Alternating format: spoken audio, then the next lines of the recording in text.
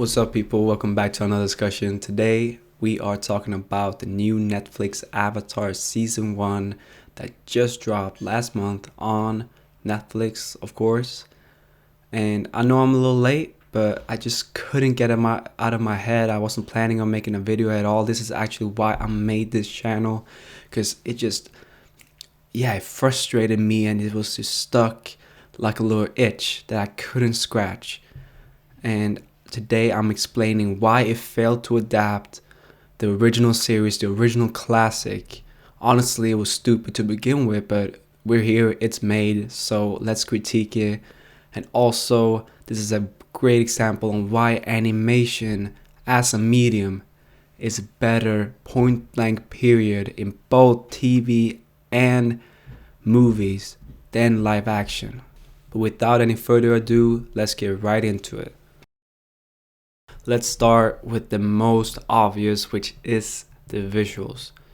It must be super difficult to translate such a living and lived in world that Avatar created more than a decade ago now, and I can't imagine how much this season cost.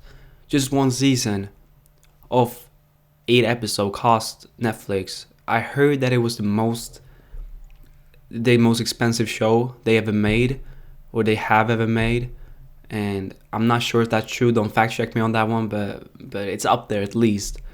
It looks pretty good. Honestly, I was surprised of how good it looked, but that's because I had such low standards. It does not live up visually to the OG series, and that is especially true with the bending.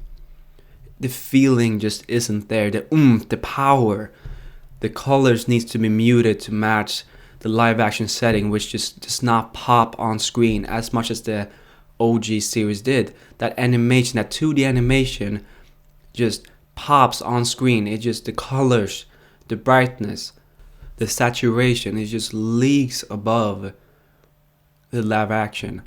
And it's just not as believable as well. You can suspend your belief a little bit in animation that, yeah, bending makes sense, but in live action, it just seems a little off. Airbending is fine because, you know, they can make the Japanese style of jumps and cable movements, which is fine.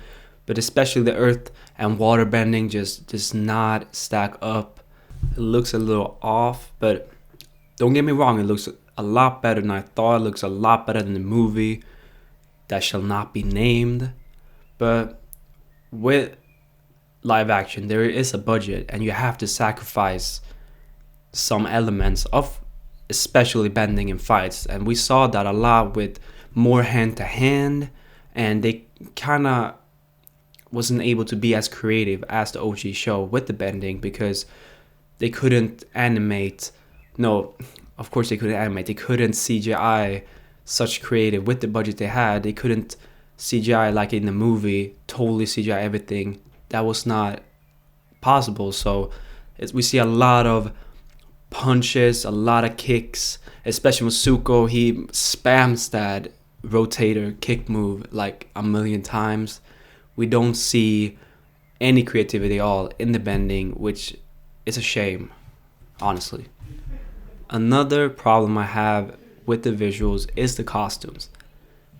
It's not indicative, this problem, of live action in general, so maybe this not fit in this video, but still I had an issue with it. It's too clean, too polished for a world that's lived in. It feels like they're on a silent stage when their costumes are pitch perfect. Like, they're so perfect, so clean. It feels like between the takes someone goes in and fix it up. Like, that's how it feels like. It doesn't feel rugged, and as I said, it's not indicative of the live action medium, because look at something like Game of Thrones or the new show on FX Shogun, which looks so much better with more ruggedness, with more dirt, with more, you know, how things would be if you lived there actually. The last issue I had with the Avatar live action is the scenery, and not exactly that the scenery they have looks bad. It looks pretty good. I think Masha looks pretty good. I think both the northern and southern water tribe looks good. Kyoshi looks especially good, I think, and that's mostly practical, so that makes sense. But the issue is the budget. Once again, it just cannot build these sets for a lot of locations, which was a leg up for the OG show because they moved so much. They traveled, which made the world feel large. It made it feel, lived in. While in the Avatar Netflix show, it really lacked that sense of scale. It felt small. It felt like they, insta traveled everywhere they went, especially in that episode in beginning. I think it's beginning of episode 6 when Aang travels to the Fire Nation. Like he fast travels so quick, and that's just that journey. We lacked that cold open we had in the OG show, where they get through this Fire Nation blockade that totally hinders them, and it's this big action scene. It felt threatening. It felt that it had stakes, which it totally lacks now. It's like, oh, it's a jump and a skip, or hop and a skip over to the Fire Nation real quick. He gets captured, yes, but I felt like he didn't face any resistance, and lacking. And also one thing problem with that's with the writing is that it keeps splitting the characters up. Our gang just isn't with not enough, but that's beyond the scope of this video. That's another. But yeah, the visuals cannot stack up, almost simply because of the budget, but also because of animation's pop of colors. Like, look at all Studio Ghibli films, just the feeling, the just beautiful worlds. You cannot create that on live tape or in live action. The next reason why animation is better is the acting. Avatar has a lot of young kids, teenager or preteens. The whole main cast are Zuko, Katara, Sokka, and Aang are all young, and it shows in the live action. They had to age up Zuko, which he's the best out of the main 4, because he's, 22, 23 in real life. But especially Aang and Katara, just the acting chops aren't there. They do what they can. Honestly, I do not blame them for this being a train wreck of a season, but you can feel like they do not stack up, as actors, especially to the older, because the acting isn't that bad throughout. Honestly, it's not a big issue, but you can see it with the kids, and with animation you don't have to have kids. It's a voice acting, but it's a different kind. You don't have to do that on screen acting that you have to do in live action. In animation, it's much easier to just, and you can retake it so many times. You can do that in live action too, but it's less of an element. There's less elements to acting in animation, and they can just animate it, which makes it easier for especially these kids to act, because it was a little stiff. But with the writing, it didn't help, and we'll talk about that next. But the writing did not help these. They delivered the line with all their heart, but man, the writing let them down, and they aren't good enough actors to make these lines work. But I guess who would make these lines work, because the writing is the worst crime of them all. And speaking of the worst crime, the writing in animation is so much easier to suspend your belief when these exposition lines and it felt so off place in the live action when they were talking about these grand scales and the comet and the spirit world and everything, and just I didn't feel as invested as I was in the OD show. That could be the writing overall, but I feel like it also is that when you watch an animation show, you can suspend your belief a little bit more and accept that this world is how it is. But while in live action, it looks a little off, it's hard to suspend your belief then. And also it's easier to switch tone in animation. Animation feels like more concise, therefore, because in this season, it's hard for them to go from this lighthearted adventure type that Aang should have, or Sokka and Aang both had in the OG show, that they try try to emulate, but they cannot then switch to a dark tone that easily. It could be the writing, but I feel like it's also the medium that it couldn't switch from lighthearted fun goofiness to hard, straight up like child torture or child abuse from his father. It's a really hard pill to swallow in the live action that does not feel the same in animation. It feels natural in animation, and how it naturally goes. It makes the live action feel confused in its tone sometimes. It really tries to throw in those light moments, but it's generally darker. But when Sokka is the comic relief, Sokka works a little better, but especially Aang, when he tries to be a little more lighthearted, it almost seems wrong in some case, because this is such a more serious Aang than we had in season 1 in the animation. So it feels a little confused. And another thing, you can do more visual comedy in animation, which lets the visuals speak for himself instead of having an actor trying to act out comedy, because that's hard. Not everyone has the comedic timing of acting out comedy.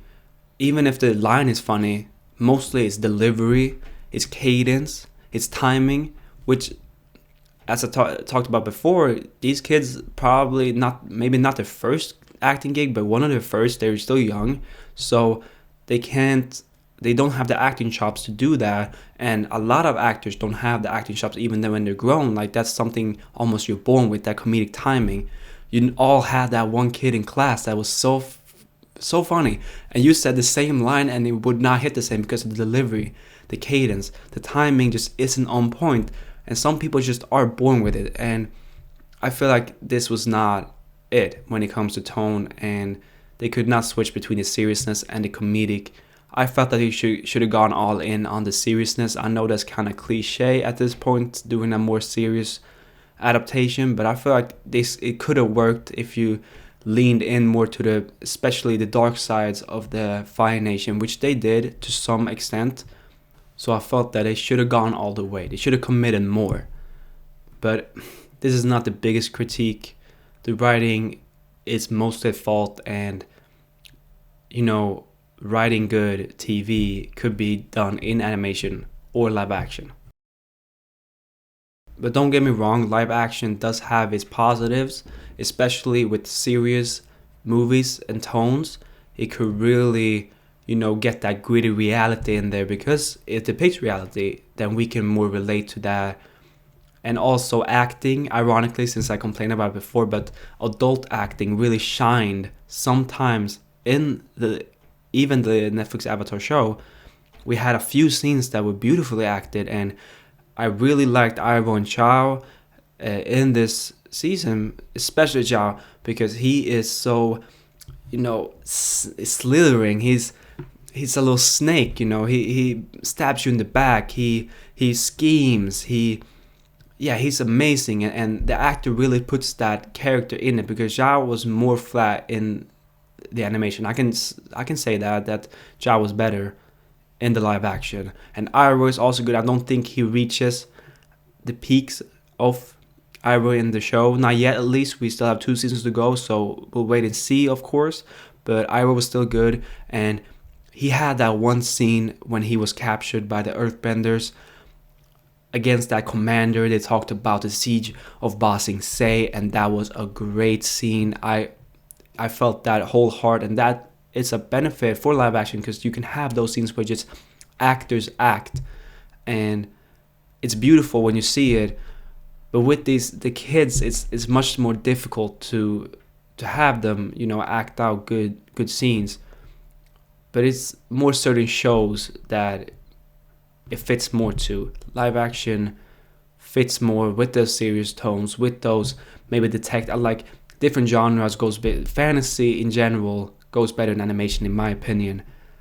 And that's why you shouldn't remake classic fantasy animation into live action, because it's inevitably going to be worse visually and storytelling, because storytelling, you can't live up to the OG nostalgia for the first part, but also the quality. So like, why even try? Why didn't they not make a adult. Like, I would much have preferred if they made a adult movie, you know, the animation movie that's coming out. I love to see that, but if they made that live action, I could much more see that, because then we age up these characters, have adults acting at all times, no kids, and we can focus on a new script. We have nothing to compare to. That would have been so much better than what we got, but we gotta live what we got, because this is an age of remakes. But yeah, that is why animation is a better medium than live action, especially in these kind of cases, these fantasy animation classics. So, do you agree with my take? Is animation better than live action? Please comment down below your opinion and we can discuss it. I honestly think it wasn't as horrible as I thought it was gonna be, this show, and if I had to give it a ranking, I'd probably give it a 4. Yeah, about a 4. It has some good episodes, some horrible episodes, but it had some good peaks, some good scenes, and some characters was honestly better than the OG show. So it's more the exposition, the writing that let this remake down, and the visuals, of course, could never stand up to the OG show. It was a tall task from begin with, so I don't blame him too much, but still disappointed in what we got.